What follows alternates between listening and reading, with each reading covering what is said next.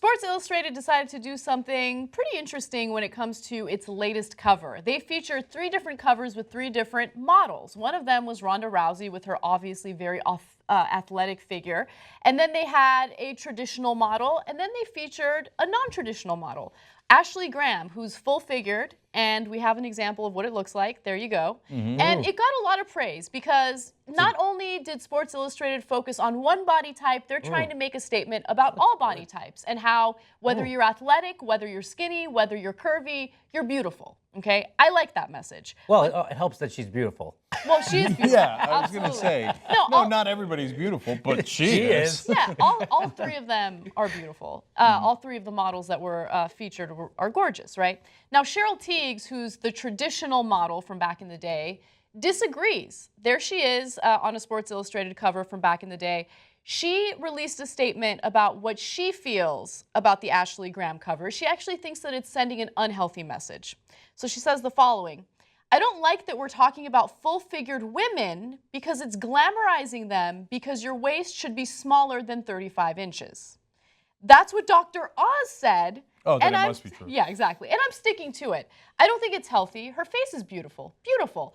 But I don't think it's healthy in the long run. Okay, so I just find it so interesting that someone who's a traditional model in an industry that has led to so many unrealistic body expectations that women have, anorexia and bulimia and all sorts of eating disorders, has the audacity to look at a model like Ashley Graham and say, you're not healthy, you're promoting an unhealthy lifestyle.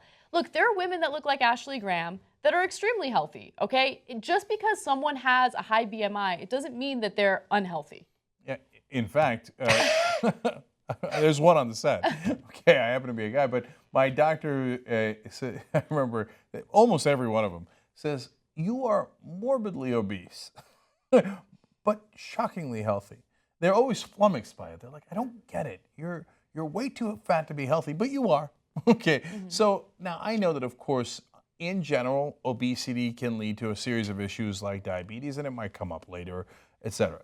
But she's not obese. She's not, I mean, she doesn't have health issues like, oh my God, you don't look at her and go, oh my God, I hope she goes to a doctor right away.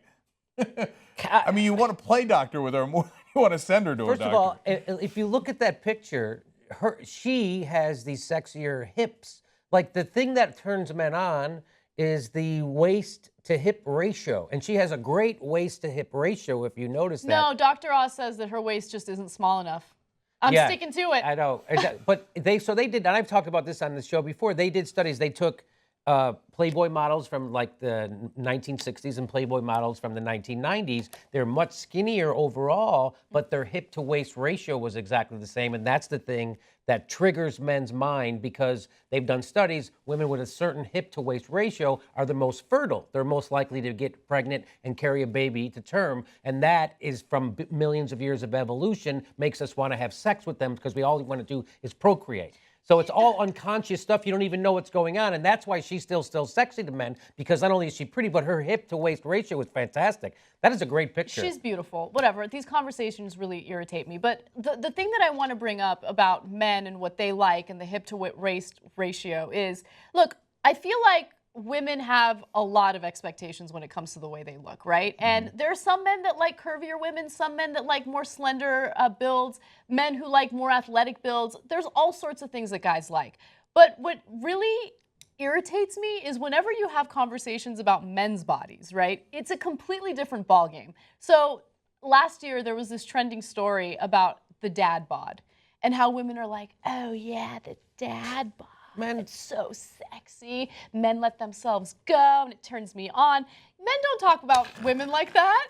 Men don't like look at women and say, oh yeah, she's so hot after she had that baby. You know what I mean? Like it's well, some guys do, but I don't know very that few. you want to date those guys. Very few. That's like a very specific fetish, I guess. The problem with men's bodies is that they're disgusting. They're covered with hair and sweat they're not and disgusting. skunk. I don't know how women get into guys' bodies because they're gross. Oh, I'm into men's bodies. I know. I'm just saying it's good. Thank God.